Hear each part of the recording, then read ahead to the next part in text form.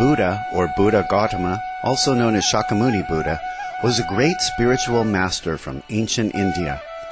Born as Prince Siddhartha Gautama in 5th century BC, he would have naturally inherited the vast wealth of a kingdom.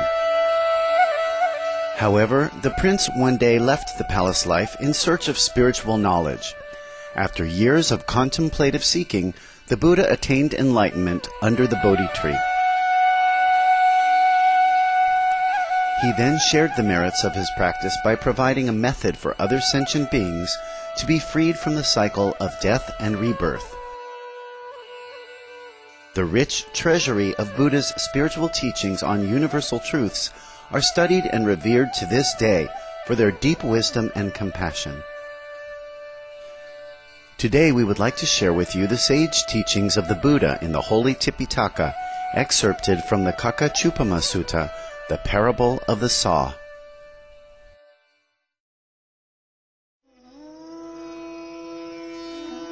Kakachupama Sutta, the parable of the saw. The story of the mistress Vedehika.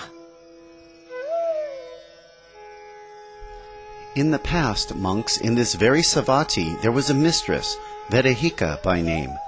And monks, this good reputation had spread about the mistress Vedehika. The mistress Vedehika is gentle. The mistress Vedehika is meek. The mistress Vedehika is calm.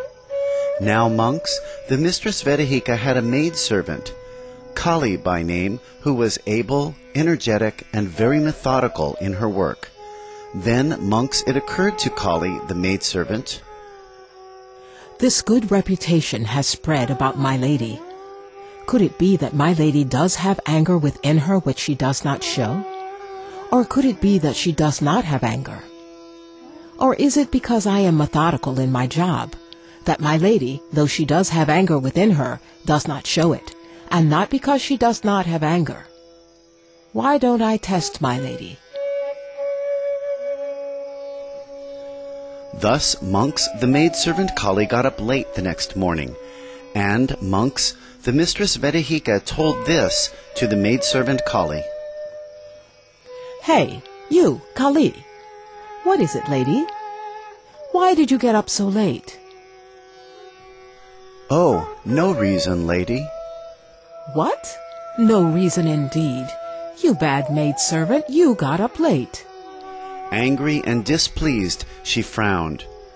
Then, monks, it occurred to Kali the maidservant, Though she does have anger within, my lady does not show it.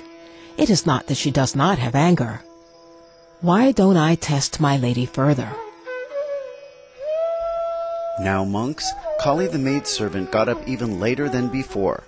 Then, monks, the mistress Vedehika told the maidservant Kali, Hey, you, Kali. What is it, lady?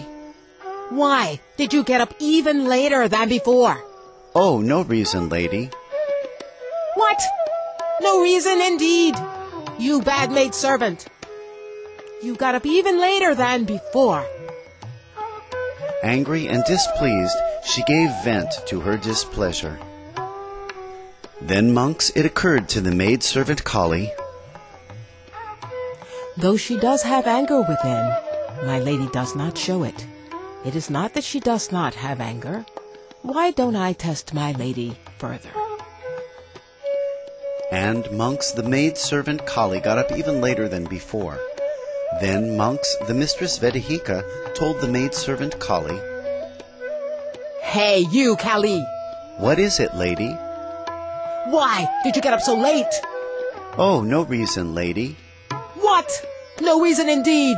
You bad maidservant, you got up so late. And angry and displeased, she hit her on the head with the door bar, and this injured her head. Now, monks, the maidservant Kali, with her head injured and blood oozing, went about among the neighbors, shouting, Look, sirs, at the deed of the gentle one. Look, sirs, at the deed of the meek one. Look, sirs, at the deed of the calm one. How can she, saying to her own maidservant, You got up late today? Angry and displeased, having taken a door bar, give me a blow on the head and injure my head. And then, monks, this ill repute spread thereafter about the mistress Vedehika. The mistress Vedehika is violent. The mistress Vedehika is arrogant. The mistress Vedehika is not calm. In the same way, monks, some monk here is very gentle, very meek, and very calm, so long as disagreeable ways of speech do not assail him. But when disagreeable ways of speech do assail the monk, it is then that the monk is to be judged whether he is gentle, meek, or calm. Monks, I do not call that monk dutiful who is dutiful on account of the requisites he gets, i.e. the robe, alms food, lodging, and medicaments, whereby he falls into pseudo-dutifulness. And why?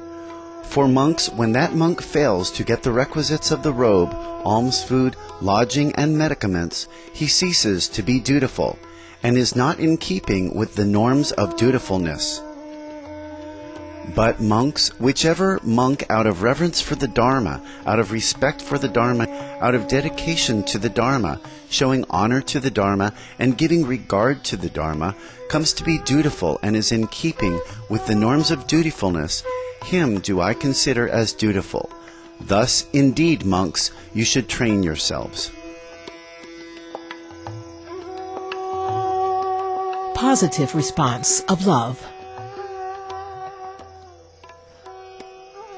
Monks, there are 5 modes of speech which people might use when speaking to you. Speech that is timely or untimely, true or false, gentle or harsh, with a good or a harmful motive, and with a loving heart or hostility. On all occasions, monks, you should train yourselves thus. Neither shall our minds be affected by this, nor for this matter shall we give vent to evil words, but we shall remain full of concern and pity with a mind of love, and we shall not give in to hatred. On the contrary, we shall live projecting thoughts of universal love to that very person, making him as well as the whole world the object of our thoughts of universal love. Thoughts that have grown great, exalted, and measureless. We shall dwell radiating these thoughts which are void of hostility and ill will. It is in this way, monks, that you should train yourselves. The Great Earth. Suppose, monks,